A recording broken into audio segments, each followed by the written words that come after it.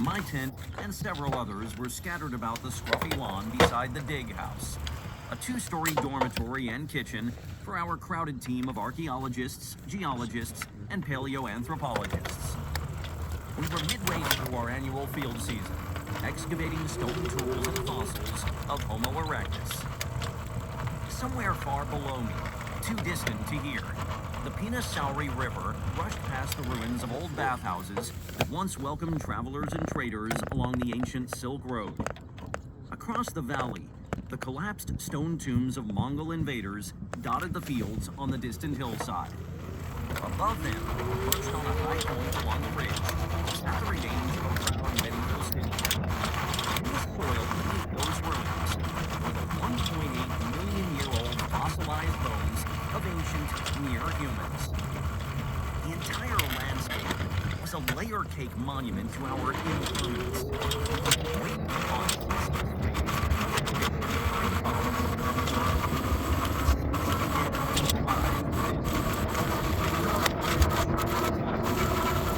I stumbled toward the edge of a small clearing and puked all over the bushes. The hand of some vengeful god gripped my body and squeezed violently to exorcise the evil within. Hands on knees, eyes watering, I spewed hot, frothy garbage. The initial eruption was followed by diminishing aftershocks of convulsion. Wrenching heaves racked my body. It felt like my eyeballs might pop from their orbits and dangle helplessly by the optic nerves. And then, finally, it was done. Wrung out and crawled like a little toothpaste. I wiped my mouth with the back of my hand and slowly straightened myself up. There's an deep and perfect calm that follows such abominations. A brief respite from headache, nausea, and sense of impending doom which horrific agony. In those moments of clarity, I considered my position.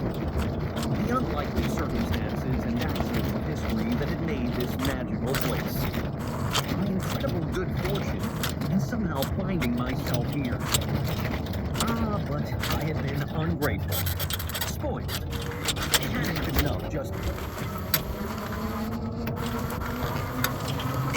enough just to be here.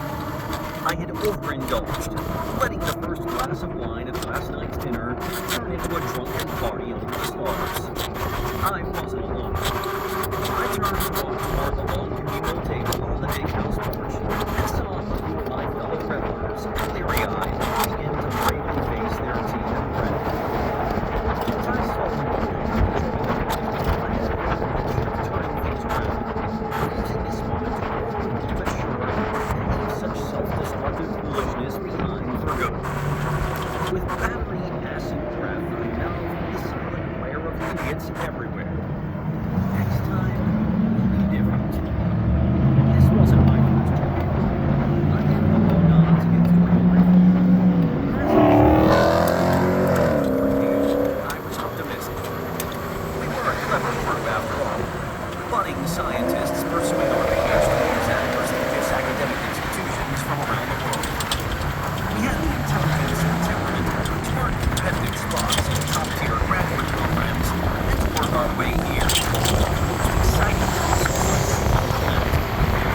Surely we had the good sense to be careful and moderate to ensure our own self-preservation. True, none of us had demonstrated any talent for self-restraint, but come on!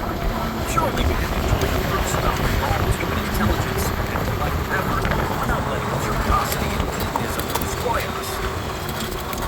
The thought disintegrated like a cloud, unfinished. It was time to try to have some breakfast. There were fossils to be discovered, and they weren't going to excavate themselves. I slumped down onto the long bench next to the others at the table, grabbed a slice of bread with unsure hands, and slathered on some butter and honey. I took a sip of tea. Already I could sense my hangover returning, like the distant hoofbeats of a Mongol horde. It was my annual pilgrimage to the lower Paleolithic site of Tbilisi in the Republic of Jordan. Every summer during grad school, I'd take a break from treadmills and metabolism and make the trek out to the tiny farming village of Patarat Manisi in the foothills of the Caucasus Mountains. Month-long detours from thesis work aren't exactly recommended for success in grad school, but it was too interesting and too fun to miss. What I didn't appreciate at the time was how connected the site was to my research in human energetics, and how it crystallized a critical period in our metabolic evolution. Our departure from the world of apes, the first evolutionary steps towards something much more human, are captured here. And the secret sauce that made it all work were changes in the way we acquired food and burned calories. Changes we're still grappling with today. An unlikely place. Manisi is an unassuming location for one of the most important sites in human evolution. All the other hominin fossil sites from this period, around 2 million years ago, are found in the dry, gravelly badlands of East and Southern Africa, familiar to anyone who's ever thumbed through a National Geographic. Olduvai Gorge, the Great Rift Valley, the cave sites of South Africa. Manisi, in stark contrast, is rainy and leafy. Georgia, a gorgeous and proud country with a rich history, distant and obscure to most people outside the region. Yet its geography is precisely what makes Manisi so important. The human lineage split from that of chimpanzees and bonobos roughly 7 million years ago. Figure 4.1 available in the bonus PDF. But for the first 5 million years, our ancestors remained in Africa, restricted to a particular set of habitats where their ape-like strategies were effective. Then around 2 million years ago, we hopped the ecological fence. Hominins, species on the human branch of the ape family tree, became smart and adaptable enough to thrive anywhere. Populations grew and spread across Africa and then into Eurasia, stretching from South Africa to Morocco to Indonesia. This was the radical break from an ape life.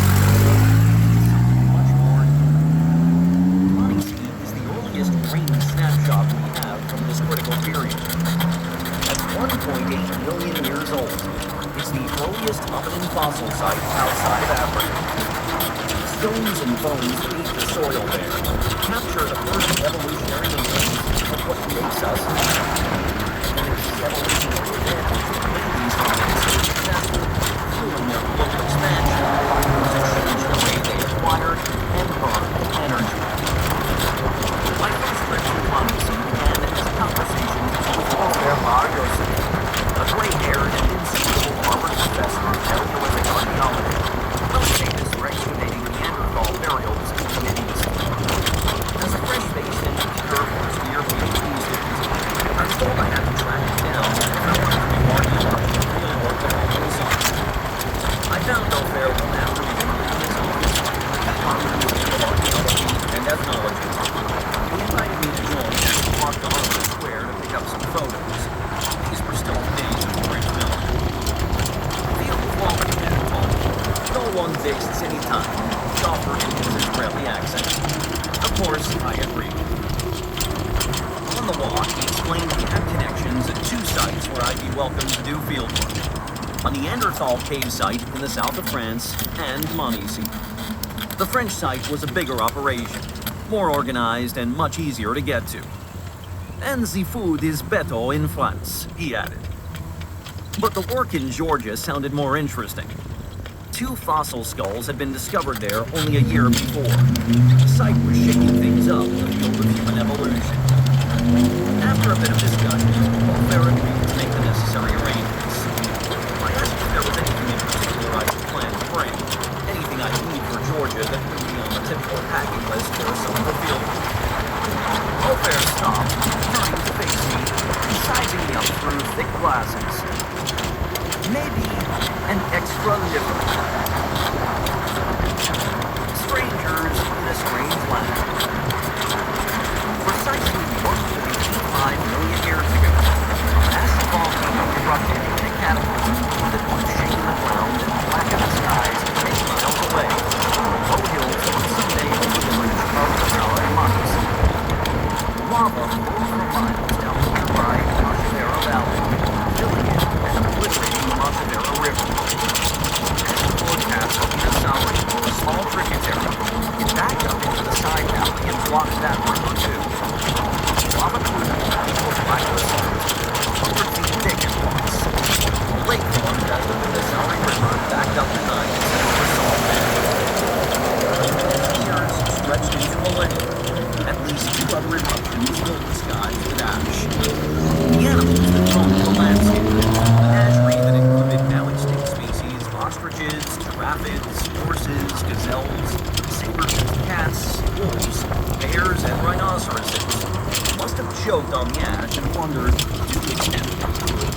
what the hell was going on. These ash falls blanketed the landscape, including the narrow promontory squeezed between the basalt-filled Montevera River Valley and the Pinasauri Lake. This ash became the soil.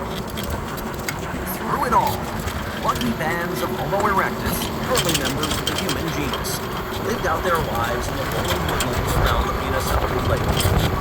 They were an invasive species, leading edge of an expanding population that had been bubbling out of Africa and spilling out into the rest of the old world for thousands of years. But none of them would have had the slightest notion of their African origin, or indeed of an origin from anywhere other than right there. With a brain of only half the size of ours, they probably thought little about such academic matters at all. At 5 feet tall and 110 pounds, sea hominins would have been typical targets for the hyenas, wolves, and saber-toothed cats that prowled the forests. They held their own though, relying on their wits and single stone tools. And they were more often predators than prey. The bones of other animals at the site bear the unmistakable gouges and scrapes of stone tool butchery. The modern sea hominins and their ilk were not sheep like vegetarians that came before them, and fought the African wolves. They were hunter-gatherers. They would have been lucky to live into their 30s or 40s. Most surely died much younger. Occasionally, the rain would wash their bodies into a nearby gully, alongside the chewed and scattered remnants of other dead animals. But eventually, the gully would fill with sediment, encasing their remains a few feet beneath the surface. As eons wore on, the Pinasauri and Montevera rivers cut their way through the thick basalt, reclaiming their valleys, leaving a thin spit of ridgeline once again merged between them. The money sea hominins were long gone at this point, replaced by waves of later hominins. It's likely that later, larger-bodied populations of Homo erectus inhabited the area, though we've yet to find their bones. Stone tools tell us that Neanderthals set up camp a few miles down the valley around 40,000 years ago. Modern humans swept in sometime after that. In the early centuries of the Christian era, a stone church was built atop the promontory. A stone-walled medieval city grew up around it, and the people thrived. Then came the hordes of invaders. Starting around 1080 AD, they overran the city every couple hundred years, like some brutal Mongol timeshare. By the 15th century, the once proud city was abandoned, and the area was left to the peasant farmers in the valley below. The initial discovery of the fossil site of Dmanisi was a happy accident. In 1883, archaeologists excavating the medieval city dug into the surrounding soil and pulled out a fossilized rhinoceros molar. Realizing they had stumbled upon the remains of a lost ancient world, they alerted their colleagues at the National Museum in Tbilisi. A team of Georgian paleontologists began working the site, focused on the fossils. Stone tools were found a year later, and the first hominin fossil, a jawbone, was excavated in 1991. Paleoanthropologists around the globe were intrigued, but skeptical. Then, in 2000, the Georgians reported 2 new skulls among the solid hits called the Montevera basalt. They had the oldest hominin site outside of Africa. The site was producing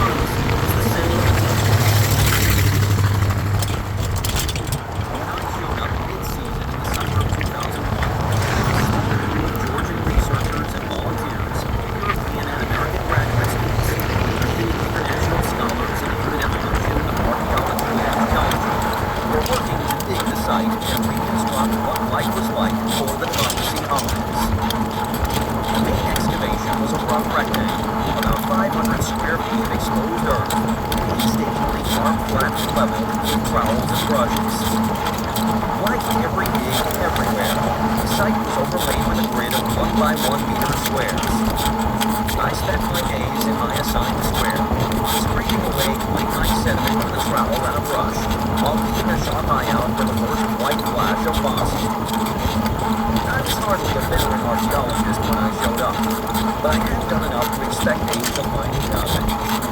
Even at an exciting sight, most dirt is just dirt. But Monty seems different. Rich veins of fossils and stone tools. Rhinos, lions, gazelles, horses. Complete skulls and other bones. Not the scrappy fragments you learn to cherish on those days. You realize that the person digging in the square next door had gotten awfully quiet and looked over to find him absorbed in the ticklish work of wresting something from the ground. Its curved and intricate skull emerging from the surface like an Excalibur. The fossils were often softer than the surrounding dirt. Extracting them from the sediment without destroying them was a delicate art. Found another skull, the third from the Odyssey, the cranium of Homo erectus ever recovered anywhere at the end of my first season. It emerged from the sediment upside down, its palate facing the sky. Most excavation teams never recover a major hominin find. Isolated molars and fragments of skull are celebrated like holy relics. The great Lewis and Mary Leakey spent nearly 30 years scouring Olduvai Gorge before finding a hominin skull. The Dmanisi crew had uncovered 3 skulls in 3 years. This most recent one, likely from a male in his late teens, was so perfectly complete. The curved-in, granulated bone of the upper palate and lower orbits was still intact. The entire team walked around for days with smiles that wouldn't wear off. Traditional Georgian feasts were held on the long pighouse table late into the night. Men broke into haunting, iconic Georgian folk songs. I was hooked. I knew I'd be back every season for as long as I could. And for the 5 summers of my grad school career, I carved out the time to make the trek through funds. Every year we found concerts and celebrated. Not always in that order. Wine, vodka, shotgun, a great-faced Jordan moonshine were had in terrifying amounts. And every year I'd find myself yakking into the bushes, bringing in the annual cycle like some putrid combination of Old Faithful and Stonehenge, whispering the same empty promises of reform into the morning air. Ofair was right. I could have used an extra liver. My second summer at Dmanisi, the crew uncovered yet another skull, the 4th from the area. Its most prominent feature was what it lacked. The U-shaped arcade around the perimeter of the palate that should have held teeth was smooth and rounded. All the teeth were gone. And they had been lost while the individual, probably a male in his late 30s or early 40s, was still very much alive. The sockets healing over and filling with bone.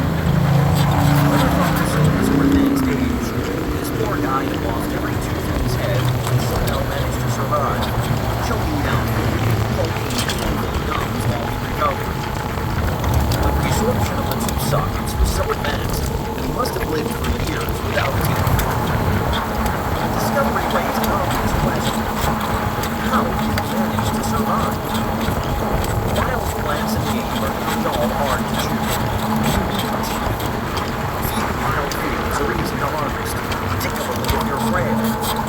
How did he persist for so long? He owed his life, I believe, to quintessential human adaptation, a trait that most sets us apart from our relatives. It's a behavior so eclectic that we rarely give it a second thought. It revolutionized human lineage, changing the way we get our food and altering the way our bodies burn energy. The Dmanisi hominins share. Selfish, lazy vegetarians. Humans are part of the ape family, a subset of the primate order of mammals. The primate bough of the mammalian family tree first emerged as a green twig roughly 65 million years ago, in the wake of the asteroid impact and massive extinction that wiped out the dinosaurs. The KT extinction event, as it's known, left naked landscapes into which primates and other mammalian groups moved. Early primates were scrappy, squirrel-sized animals who made their home in the trees. Like primates today, including us, They had dexterous, grasping hands tipped with fingernails instead of claws. One persuasive theory of primate origins is that early primates co-evolved with flowering plants, which also got their evolutionary start after the dinosaur extinction. In this scenario, primates adapted to eating fruits of these plants, unintentionally providing them with a means of dispersing their seeds throughout the forest in their poop. Plants with more attractive, that is, more energy-rich fruits, were dispersed more effectively and had better reproductive success. An evolutionary partnership was formed, with plants selected to produce fleshy, sugary fruits, and primates adapted to seek them out and eat them. But we owe more than our hands and love of sugary fruits to these distant ancestors. As was discussed in Chapter 1, my colleagues and I discovered that primates burn only half as many calories as other mammals. It's so widespread throughout primates today that this metabolic shift must have occurred very early, at the base of the primate radiation. These early primates were playing the long game. Reduced daily energy expenditure meant slower growth and reproduction, but also longer lives. Rather than concentrating all their reproductive effort over a few short years, where a bad year can wipe out most of your fragile offspring, primates had longer reproductive careers that lowered the consequences of encountering a poor season or two.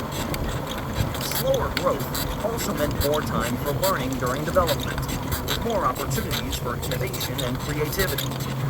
As I write this, I'm sitting across the kitchen table from my 4-year-old daughter, who is dexterously eating her cereal and apple slices while chatting about preschool and the years of school ahead. Our modern human lives have very deep roots.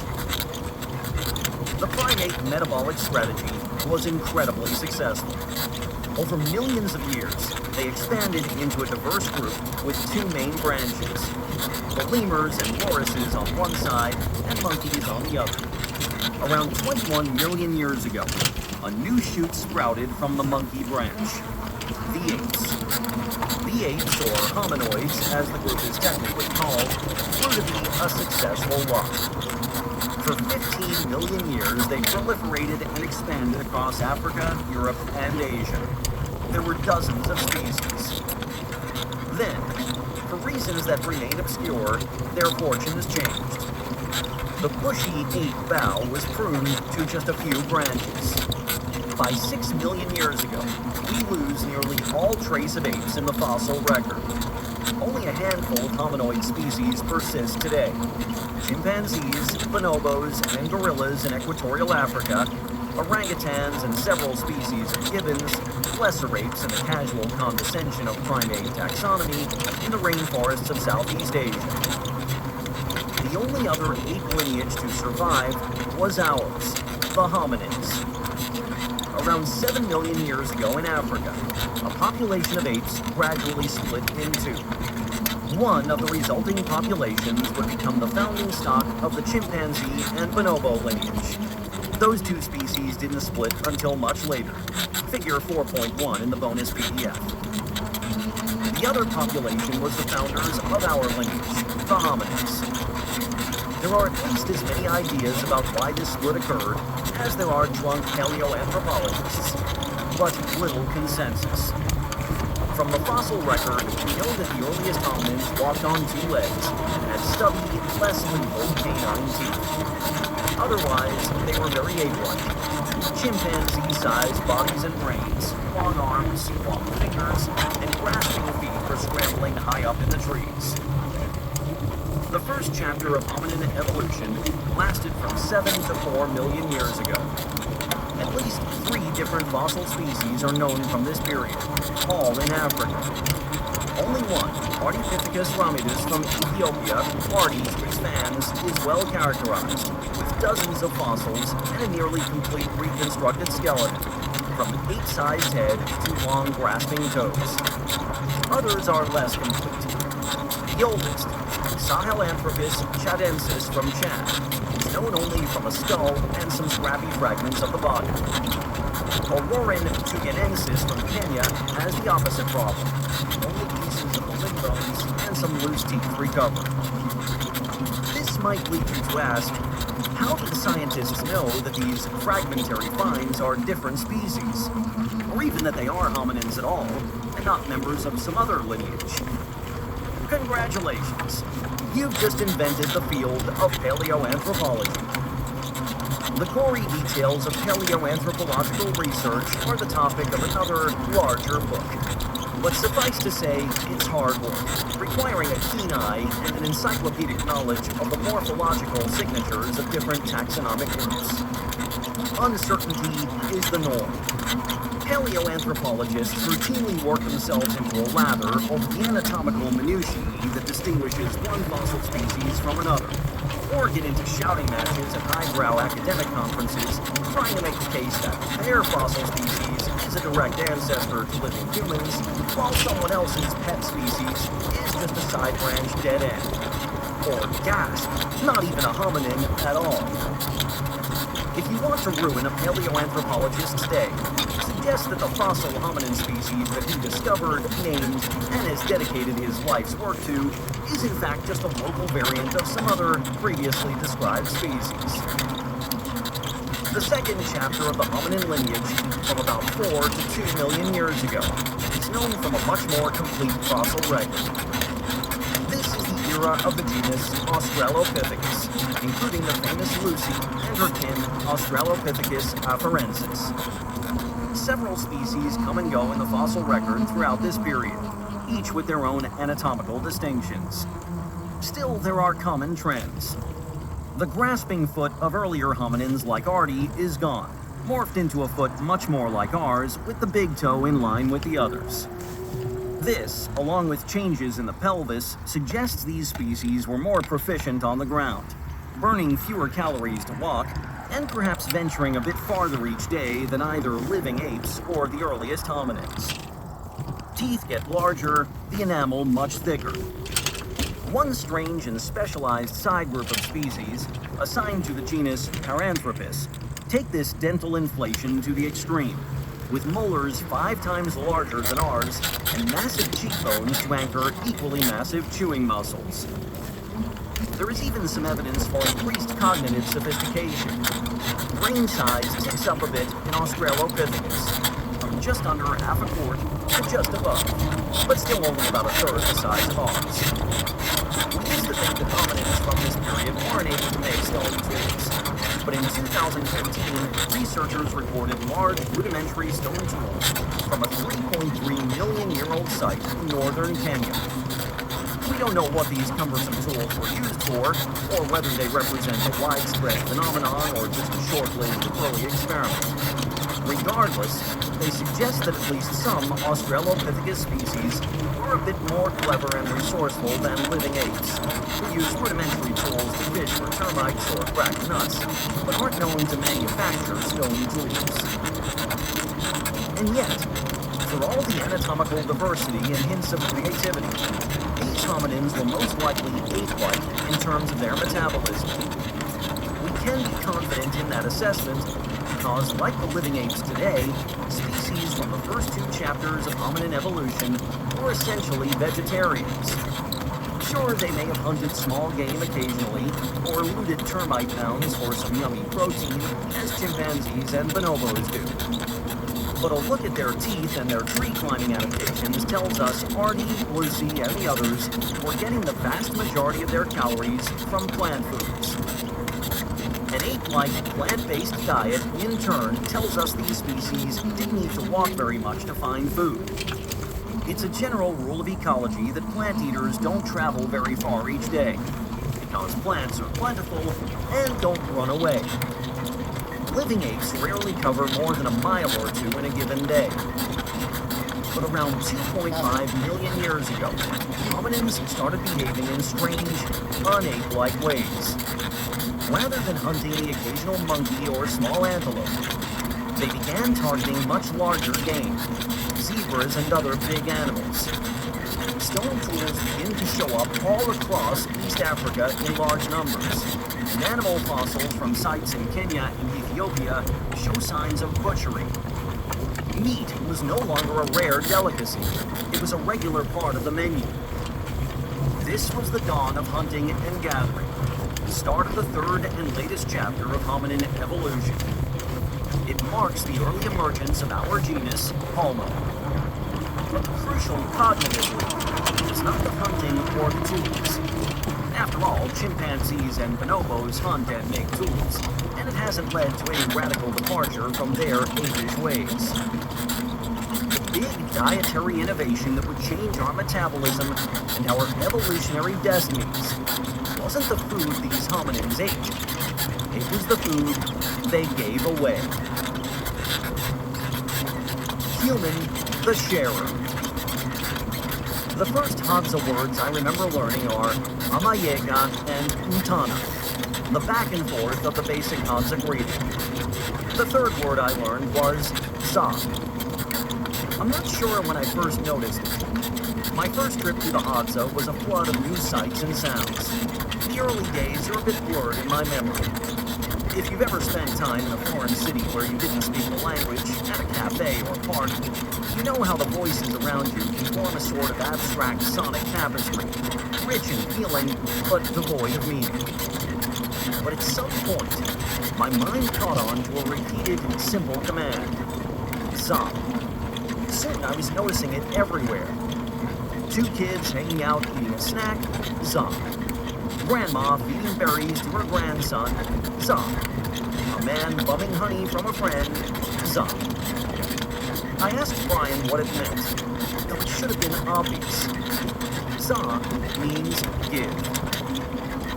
What I couldn't understand was why there was no counterpoint. Nothing was ever said in return. The item in question was simply handed over.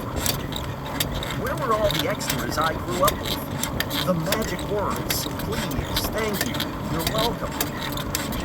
To my utter disbelief, I learned that they didn't really have them. They have the concepts, of course. There are Hadza words for requesting help and for expressing gratitude. But the please and thank you drilled into kids across the Western world is absent from the small-scale exchanges that dominate the day.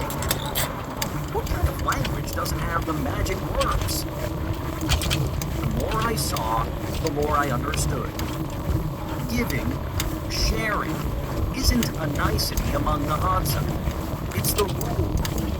Just like you don't go around saying, thank you for not spitting in my face to everyone who doesn't spit in your face, the Hadza don't bother saying please and thank you for sharing. It would imply that the person is doing something beyond simply living up to the societal contract. You need the magic words only if there is a chance the other person might reasonably refuse. But that's not how it works with the Hadza. To be Hadza is to give. Everyone shares with everyone all the time. That's the rule. All you have to say is In the 1950s and 60s, researchers in human evolution, nearly all men, it's worth noting, began synthesizing the available data from the hominin fossil record, field studies of living primates, and ethnographic research in living hunter-gatherer populations. It was an exciting time to be asking, what makes us human? These fields were still young, but enough work had been done, enough fossils found, to move beyond the mere speculation of previous generations and begin synthesizing holistic, evidence-based reconstructions of our evolutionary past. The movement was codified in the landmark 1966 Man the Hunter Conference, which generated a book of the same title. The casual chauvinism of the era is obvious from the name. I don't think it was intended, though that hardly matters. Researchers, again nearly all men, were struck by what they saw as the major differences between humans and other apes. Our proficiency in and dependence on hunting and tools. They saw all the major traits that make humans unique as downstream evolutionary consequences of these key innovations. It was a very influential perspective, even if it wasn't entirely new. Darwin himself had speculated humans owed our preeminent success in the battle of life to pride, arguing it would have been advantageous to the progenitors of man to defend themselves with stones or clubs, to attack their prey, or otherwise to attain victory. The feminist movement of the 1960s and 70s, and the glaring omission of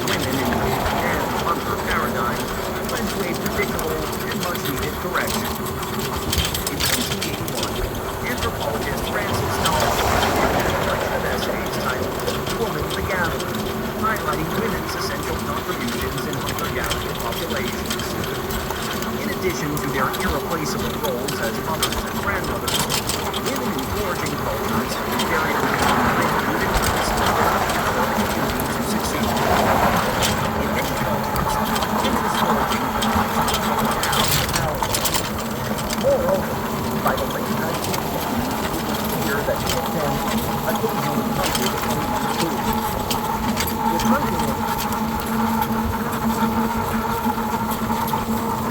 With hunting and eating tools weren't uniquely human behaviors, the large marches of hunting and tools propelled our unique evolutionary trajectory. Frankly, I think that focusing solely on men's or women's contributions misses the crucial point. Men and women both make essential contributions in hunting and gathering society, but neither is enough on their own. What makes hunting and gathering successful isn't the hunting or the gathering, it's the and. More than just man the hunter or woman the gatherer, we are human the sharer.